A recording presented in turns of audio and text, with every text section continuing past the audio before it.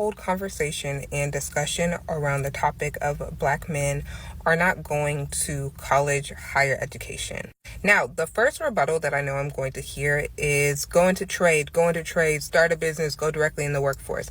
As someone who is, one, a research scientist, particularly an education research scientist, and two, I help people of all academic levels get into college or post-secondary career paths. This is quite literally my expertise. And so I'm going to approach this conversation from a direction in which we have not heard or considered a lot, and I think we need to consider this. First one being industrial education is not easy.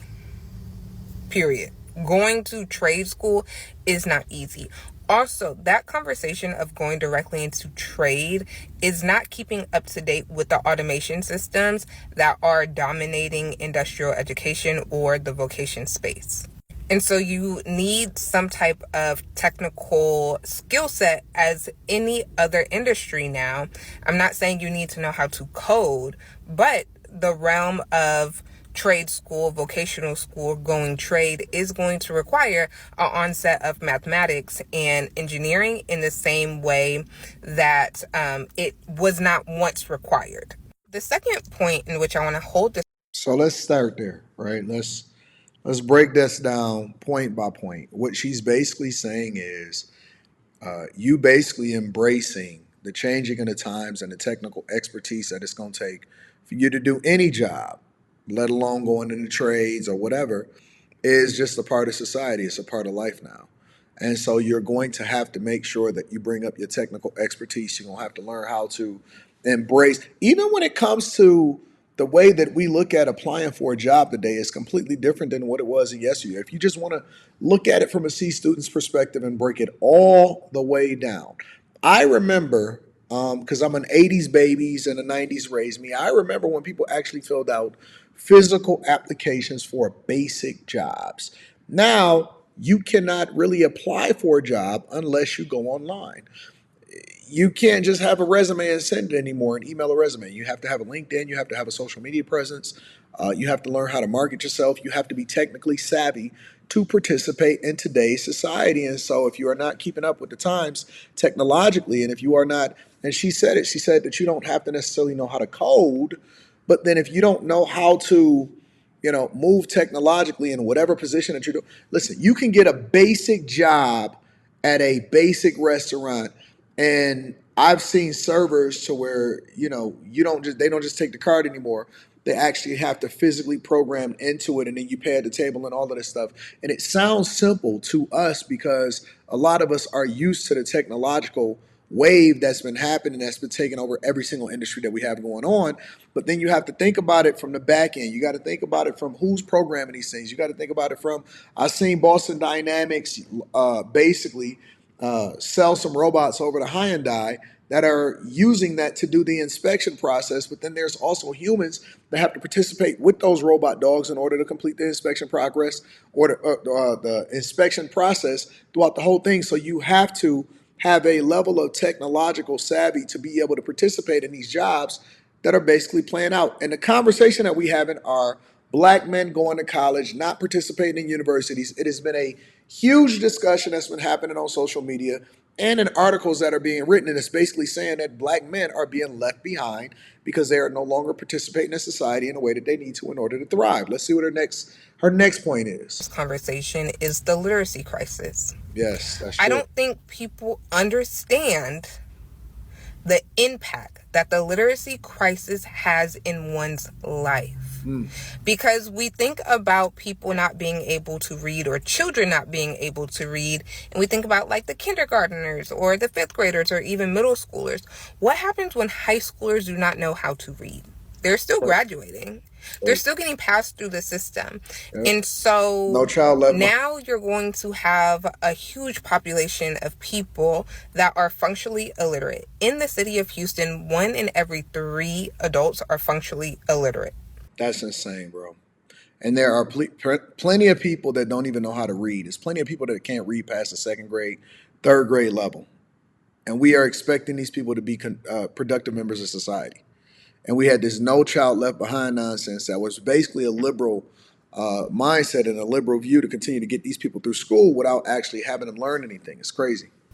Also, the cost of illiteracy in or by 2030, I believe, is going to be $1.12 trillion. And so that is something that also has to be talked about. The next point that I want to make is the social impact that this will have, and that this currently does have. And unfortunately, we learn far too late about the social impact of not being intellectually sound as your peers. This doesn't just affect your friend group or networking. We hear a lot of just start a business, just network, just go to these conferences. They're speaking in a certain type of jargon. And professional jargon, or to be middle class, is going to be corporate jargon for the most part. A lot of those ways of community and communication is taught in academia, higher education, and also through that talent acquisition pipeline to corporate America. If you are never taught the game, now you are going to be a social outcast in these spaces. If you're a social outcast in these spaces, how does that affect your love life? And I also want to take this a step further, especially as we are speaking about Black America and the history of Black Americans, especially when we are looking at the education history of Black Americans, where a lot of us still are the first generation in our family to be educated, even though we are from the United States of America. And so I want people to also consider, how has your mother or your father's education affected your education experience? There's a lot of intersectionalities here. And I'm saying all of this to say is we need to wrap our arms around our Black boys early. But you can't do that when the social construct of promoting promiscuity in women that are having children out of wedlock, and they say that it's okay for us to continue to raise them in the ghetto and raise them in these substandard environments, but they don't even have a fucking chance if you don't have a strong family structure, and you continue to have these children being born under these, you know, horrible situations. And now we even see the popularity of women having a whole lot of kids and having fucking dirty households, and those are the ones that are getting it popping on social media. And it's so many single mothers that are raising children out of wedlock, and then they don't take accountability and responsibility, and all of this stuff can be proactively handled, but we don't want to have those type of conversations because nobody wants to be honest about how fucked up the culture is. You can wrap your arms around them as much as you want, but if you don't have the resources, if you don't have the foundation, the structure, the education, the mindset to even not have children out of wedlock in the first place, then you are already going to be placing them at a disadvantage. It has nothing to do with the color of their skin, it has everything to do with the culture that we have, the things that we celebrate the most, the things that we embrace. We need to wrap our arms around our Black men, especially as they are in spaces of higher education, as they're in corporate America, or in the workforce, whatever the case may be. I don't even like men. Because not only the intellectual effect that this will have, or does have, the workforce effect that this currently does have, but a huge piece of the puzzle that people are not talking about is that social piece. And what happens with that effect of the social piece? You're going to see a lot more of red pill content Oh shit! Here that we go.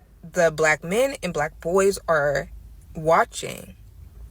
Because when you don't foster that intellectual critical thinking I didn't know she was going to on, say. is this good, this is bad, from a very early age, especially from students who are struggling from reading and writing comprehension, that I also didn't predict extends this. to visual media comprehension. How does that affect how you come into relationship with others? We can extend this to romantic relationship, and we have already seen this. It's been documented, y'all. And so I really need everybody to take this serious. I need everybody to take this serious, especially if you are a parent of a child. You need to monitor the media that your children are consuming. Oh shit! Here we go. Because if you do not have those filters, you don't know what is aiding to the development of your child. And I'm not just saying this from a positive patsy perspective, but also to the social development, the social. So basically, they're saying, oh, come on. You can't now start to say that this leads to men starting to embrace toxic red pill content because of our inability to hold each other accountable from the lens of them not being educated. Being educated is literally opening up your mind up to the possibilities of what if, or the realities of what men face today. That is what the definition of red pill is. Let me know what y'all think inside of the comments. This is a deeper conversation. Make sure y'all tap into the Patreon link is in the description. Also, Teach Hanley, 40% off your first order, 20% off for life. Love you. I appreciate you. I'm going to see y'all tomorrow.